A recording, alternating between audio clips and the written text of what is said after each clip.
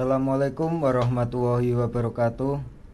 Halo pendengar, saya Maulana Nurus Fikrian. Senang sekali bisa menemani Anda hari ini. Kita akan berbincang tentang pertanian di desa. Sebuah desa yang dikenal subur dengan tradisi bercocok tanam yang masih terjaga, sekaligus mulai mengenal inovasi. Bisa kenalan dulu, Pak? Bisa. Assalamualaikum warahmatullahi wabarakatuh. Nama saya Pak Karmudi dari Desa Guntur, Kelurahan Guntur, Kecamatan Guntur, Dukuh Pragi. Dan saya sebagai petani di Desa Guntur sekaligus wakil kelompok tani, dan saya sekaligus sebagai pengairan di sawah wilayah Dukuh Pragi. Makasih. Mari kita dengarkan langsung pengalaman di desa ya, Pak. Iya. Kegiatan Bapak sehari-hari di desa itu seperti apa, Pak? Kegiatan saya sehari-hari itu di sawah dan menanam. Kalau musim kemarau menanam beliwah, kalau musim hujan itu menanam padi. Di Desa Guntur itu dikenal sebagai daerah pertanian, ya benar, Pak ya? Iya.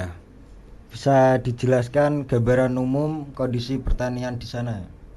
Kalau pertanian di Desa Guntur itu istilahnya kalau musim kayak sekarang mulai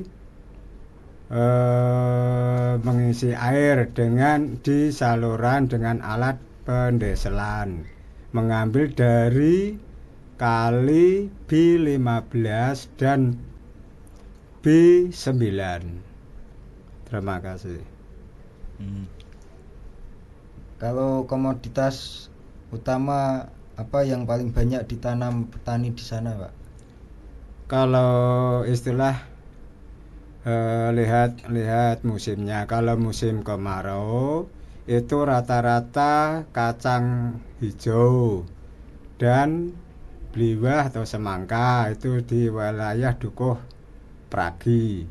Kalau musim hujan itu padi kayak sejenis 32 dan sairang. Ada yang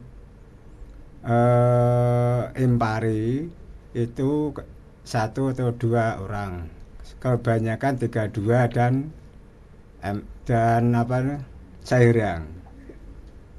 Berapa luas lahan pertanian di sana, Pak, kira-kira, Pak? Sekitar kalau satu kelurahan, kalau di Dukuh Pragi Gedah itu ada sekitar 100 hektar. Kalau di wilayah Guntur Mondokerto sekitar 90 hektar. Berarti semua 200 hektar kurang lebihnya. Kalau di desa sendiri, Pak? Desa sendiri Dukuh Pragi itu sekitar 105 hektar. Itu satu sawah, Pak? Dibagi 3 wilayah. Di sebelah utara desa dan sebelah timur desa dan sebelah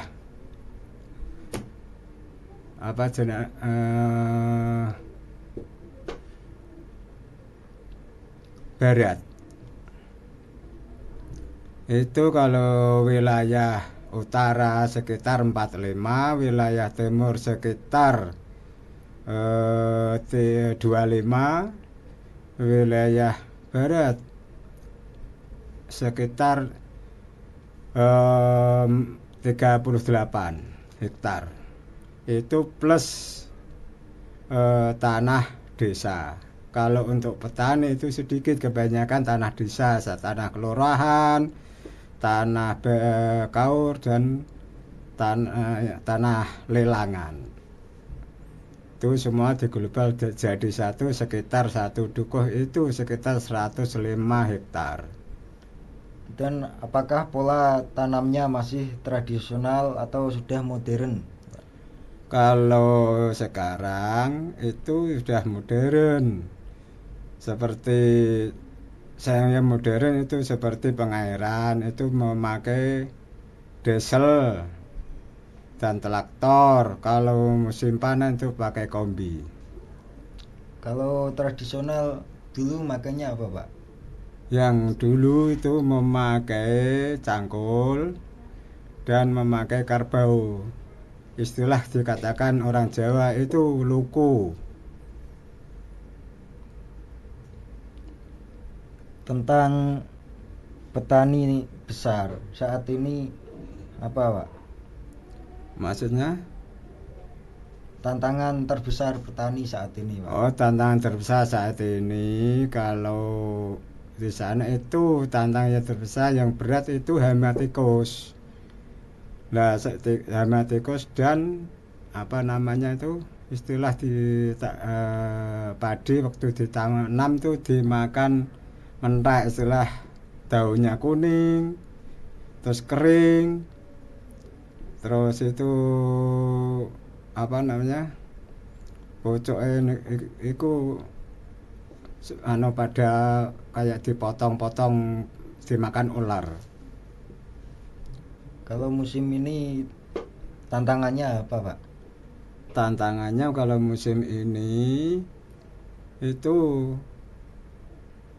hama tikus. Tantangannya yang terberat untuk mengatasi tikus. Apakah musim masih sangat menentukan hasil panen? Oh, itu masih. Kalau biasanya 1 hektar itu hasilnya kalau 32 bisa mendapat 4 sampai 5 ton. Kalau MR itu 1 hektar bisa mencapai 5,5 ton kurang lebihnya. Apakah banyak anak muda di desa yang tertarik bertani, Pak? Kalau di desa Guntur Dukuh Bragi itu kayaknya waktu sekarang nggak ada. Pada kerjanya di pabrik, kalau di petani itu peminatnya kurang. Soalnya tanahnya itu dikit, nggak memenuhi syarat untuk petani. Kalau dulu itu, Pak, ada apa enggak, Pak? Nggak ada. Apa saja bentuk inovasi atau teknologi pertanian yang sudah mulai digunakan? Ya, teknologi pertanian ya digunakan itu kayak traktor, terus diesel air ngambil dari kali, terus apa itu namanya kombi. Bagaimana dampak perubahan iklim terhadap pertanian di desa sana, Pak? Kalau perubahan iklim itu bisa apa namanya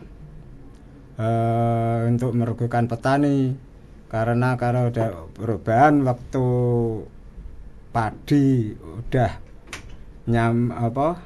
setengah tua itu, kalau perubahan iklim kayak angin bisa padi bisa roboh semua, petani bisa rugi kebanyakan ongkos. Yang selain itu ada ya nggak, Pak? Kalau Ya, musim-musim ini kalau selain itu ya ada kayak hama atau apa itu nama tikus apa tahu hama apa itu ada. apakah penggunaan pupuk dan partisida masih tinggi, Pak? Kalau pupuk itu masih tinggi. Kalau di wilayah pertanian di desa Pragi itu kalau nggak pakai urea, sejenis pupuk organik itu nggak mempan sekarang memakai urea. Soalnya tanahnya sudah kayak kecanduan kimia. Kalau di organik itu nggak ada hasil. Sekarang memakai urea, fosfat, kalau ada satu atau dua orang itu memakai pupuk yang bagus, kayak pupuk-pupuk yang mahal itu apa namanya, yang warna hijau, yang harganya 50 kilo itu mencapai 900.000.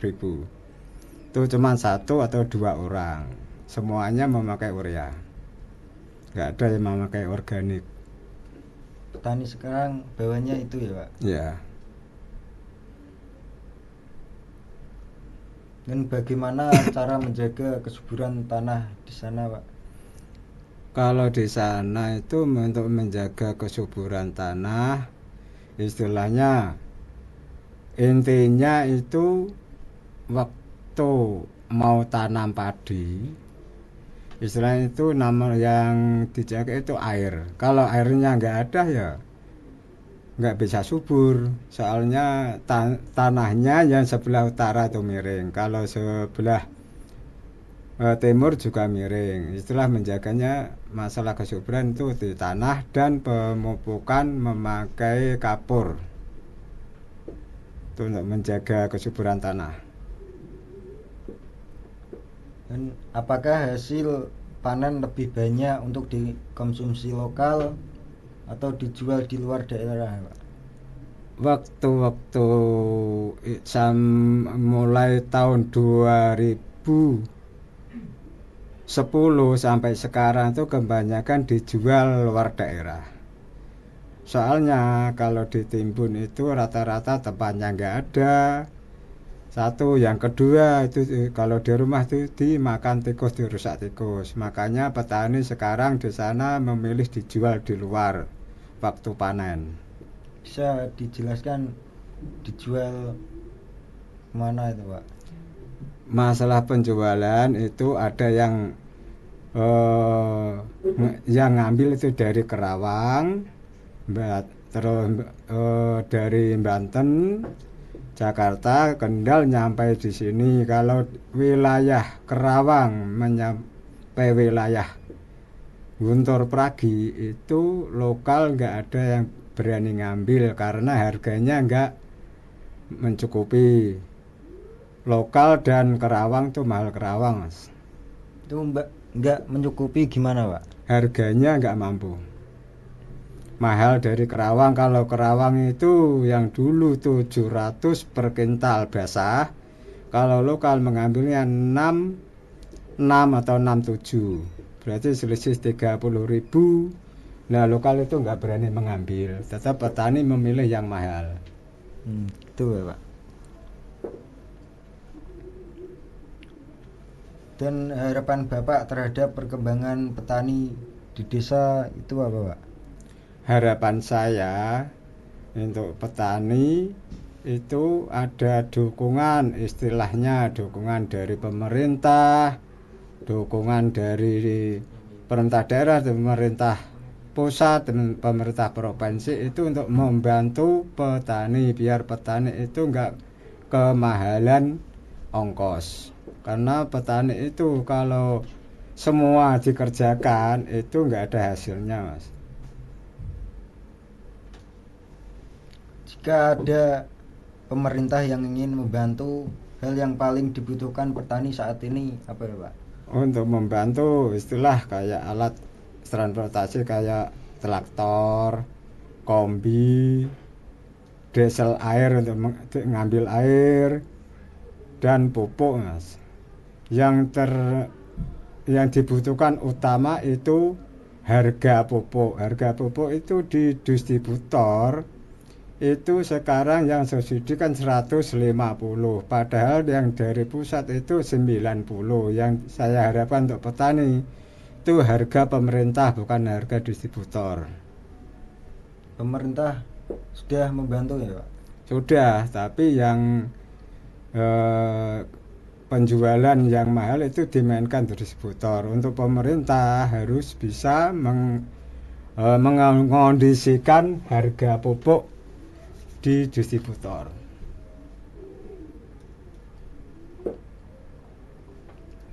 Apakah ada Apakah ada program unggulan yang sedang dikembangkan di desa?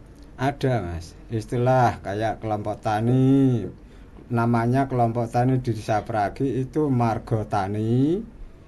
Itu ada unggulan seperti kerja apanya jurnalan kalau Jawa itu nggak ada bayarannya.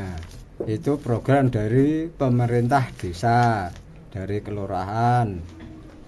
Kayak kemarin hari Minggu itu untuk membersihkan saluran air, itu program dari pemerintah daerah yang dipimpin oleh kelompok tani Margo Tani. Kelompok tani sekarang masih membantu kerja-kerja sana, Pak? Masih.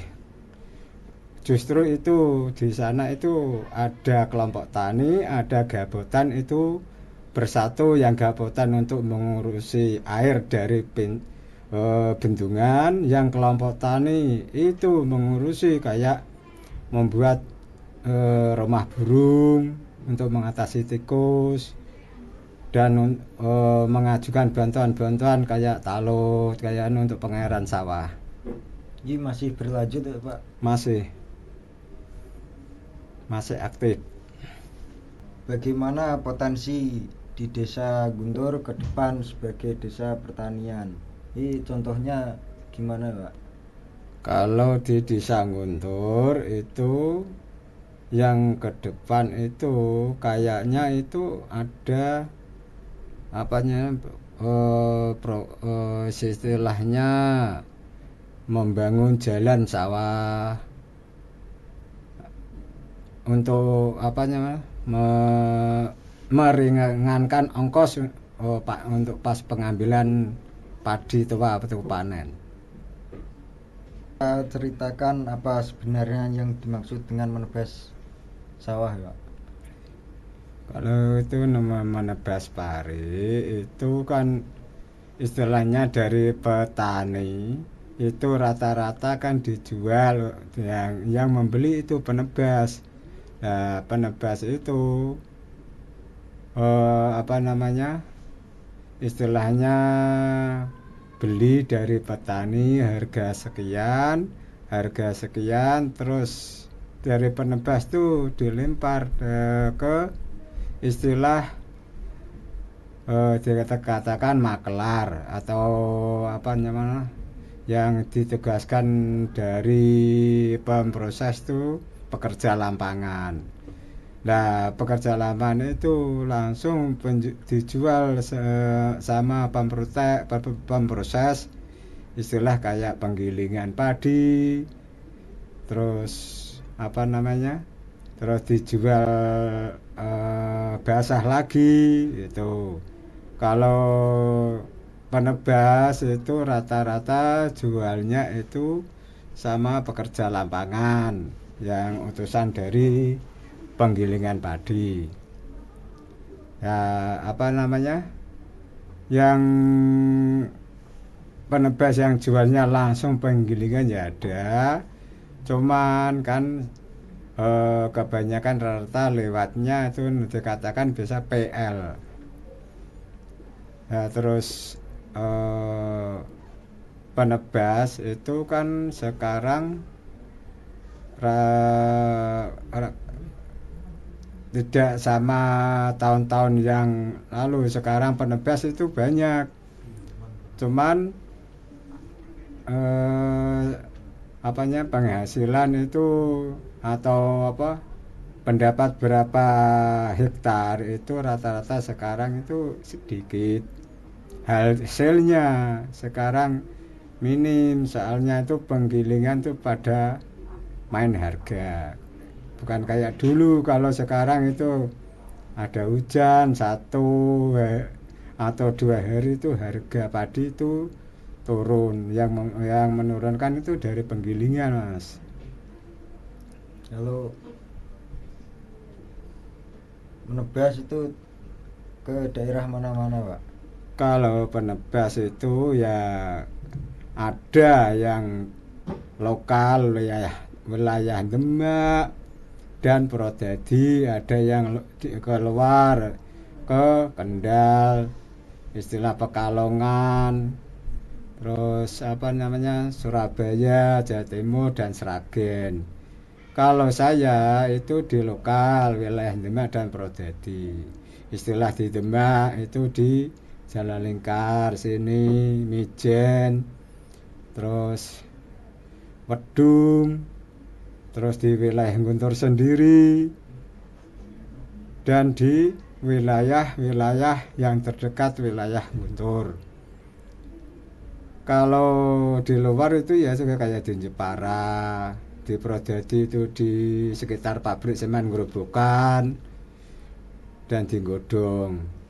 Itu kalau di sana peminatnya kurang, masalahnya padinya itu rata-rata MR. MR jualnya itu di luar daerah. Kalau di wilayah Demak dan Purwodadi itu rata-rata tidak laku. Rata-rata MR itu di Kerawang, Mas. Kalau di wilayah Demak dan Purwodadi itu tidak laku, harganya terlalu murah.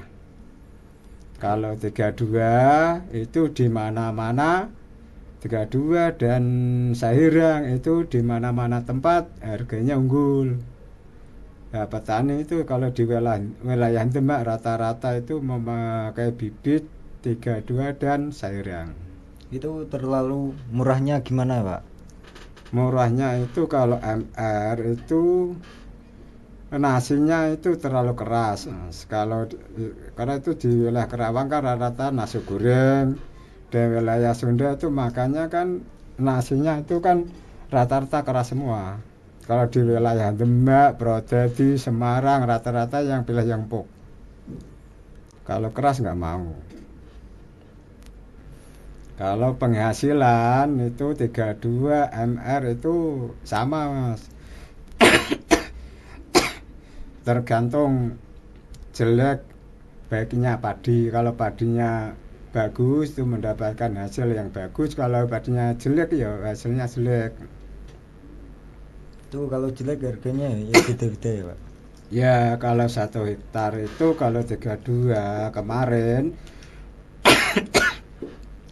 itu bisa mencapai harga 1 hektar itu mencapai 30 juta kalau di wilayah Guntur.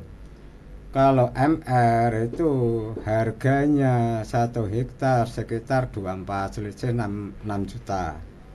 Kalau di wilayah Mijen itu harganya 1 hektar kemarin sekitar 20 juta. Soalnya di situ padinya agak jelek, hasilnya nggak memuaskan. Dan kalau di wilayah Karangawen Brambang itu hasil memuaskan, 1 hektar mencapai 40 juta, Mas. Waktu bagusnya padi itu sejenis 32. Kalau di MR sekitar 27 26 itu kemarin panen itu di wilayah Karangawen itu segitu 40. Soalnya di situ tanahnya luasnya itu disamakan dengan Guntur luas Karangawen, Mas. 1 hektarnya mencapai 750 meter persegi. Kalau wilayah Guntur itu dikatakan 1 hektar, katakan petani itu luasnya sekitar 6.000, selisih 1.500 meter persegi. Kalau menebas sawah itu, Pak, nebas padi itu ekspornya kemana ya, Pak? Kalau menebas padi itu sebenarnya jualnya tuh, Mas. Nggih. Nah, jualnya itu ya di penggilingan, istilahnya pemasok padi, terus digiling buat beras. Itu yang ngambil itu dari istilah kebanyakan rata-rata itu di wilayah lokal Demak itu rata-rata di Jibor, di wilayah Gajah, terus Karang Melati, dan di wilayah Purwodadi. Tapi rata-rata di wilayah Jibor Mas kebanyakan jualnya. Yang penggiling yang terbesar-besar itu. Kalau yang kecil-kecil nggak mampu. Soalnya penebas itu sekarang kalau udah dimuat harus ada uang. Kalau nggak ada, yang terjadi itu dulu ada orang itu gamane uangnya ntar lah saya transfer, ternyata hilang. Itu kebanyakan rata-rata sekarang yang ngambil itu penggilikan terbesar yang pokoknya gede-gede. Sekali muat sekali bayar. Mengapa kegiatan menebas padi penting dilakukan sebelum musim tanam? Maksudnya penebasan sebelum tanam. Nggih. Itu tuh Mas. Waktu nebas itu padi ya, padi itu waktu cara Jawane itu sudah kuning dikit-dikit itu namanya apa? Setengah tua yang umur 70 hari itu udah bisa dihitung. Cara istilah penebas itu udah berani beli. Kalau waktu belum padinya itu belum kita kuning, itu kan belum berani, nggak bisa ngemal. Soalnya kalau udah kuning dikit kan, oh ini sekian, 1 meter persegi, oh sekian on kan udah bisa. Cuman kadang kalanya itu bisa rugi, bisa kan ada wereng dan jatuhnya harga. Waktu beli itu harganya sekitar 700 per kental basah. Waktu manen itu bisa nih harga 68, itu penebas bisa rugi Mas. Kalau mendekati musim panen tuh harganya naik atau kurang ya Pak? Rata-rata itu kurang.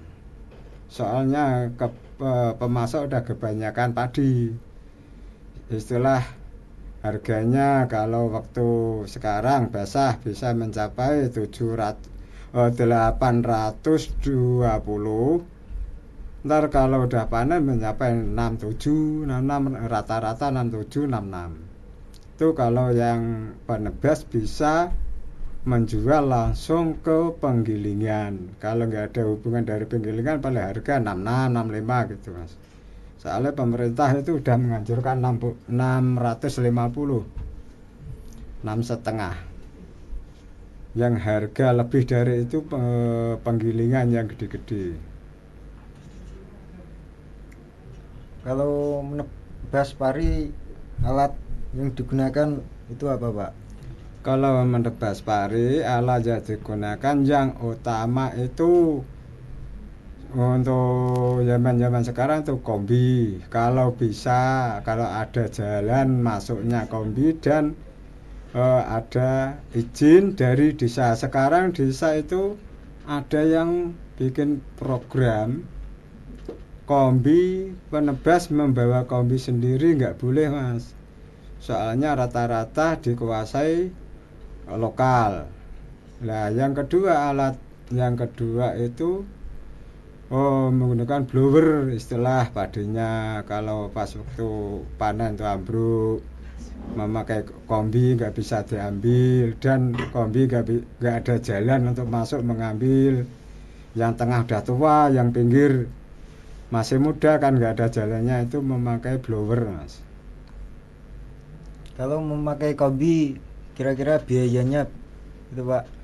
1 hektar itu kalau penebas membawa kombi sendiri itu sekitar 1 hektar habisnya itu 1.200.000. Kalau nggak pakai kombi, istilahnya ada kombi sebelah terus disuruh ngambil, itu sekitar 1.600.000 nyampe 1.800.000 itu plesak. Kalau mengambil padi membawa kombi sendiri paling 1.200.000 itu penggal kombi. Kalau padi nyampai jalan truk bisa muat, itu kan ada istilah tukang ojek, istilah dikatakan manol gitu Mas lah. Itu kan tambah ongkos. Sekitar 1 hektar itu mengeluarkan ongkos kombi ojek sekitar 3.500.000 nyampe 4 juta. Itu plus ongkos manol ojek. Berapa besar tantangan atau kesulitan saat menebas, terutama di terik matahari, Dok? Kalau tantangan terbesar untuk penebas itu, tantangan yang terbesar itu kalau ada badai angin Mas, pasti rugi, nggak ada hasil. Soalnya gini, padinya waktu dibeli itu masih berdiri. Lah itu kalau ada hujan, nggak ada matahari, cara istilah mendung, itu kan padinya pada roboh semua, akhirnya membusuk. Ya kan penebas kan rugi Mas. Lah kalau ada seorang petani kadang untuk mengambilkan, dah diambil, yang penting nggak rugi ada. Tapi 1 atau 2 orang, kebanyakan rata-rata itu ditanggung penebas.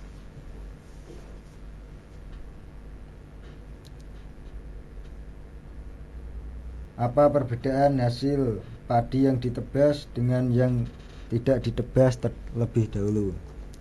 Kalau petani sekarang itu tidak mau ngambil pusing Mas. Soalnya kalau diambil sendiri, kalau nggak ditebaskan, petani kan mikir, oh cari orang untuk mengambil padi, istilah kombi. Istilahnya harganya untuk petani itu dikatakan PL kombi itu memakan biaya 1.700.000 sampai 1.800.000. Lah kalau padinya dijual itu kan nggak mau pusing. Oh 1 hektar dikatakan harga 25, kan udah 25, nggak ambil pusing. Soalnya ada ambil sendiri.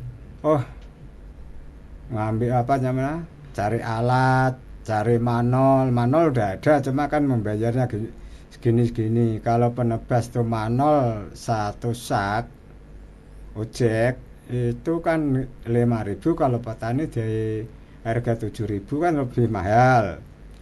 Nah terus petani itu sekarang kalau diambil sendiri, jualnya aja 1 kintal basah kalau petani di harga sekitar rata-rata 66, kalau penebas itu kan 68. Cuma petani enaknya sekarang kan nggak mau ambil pusing.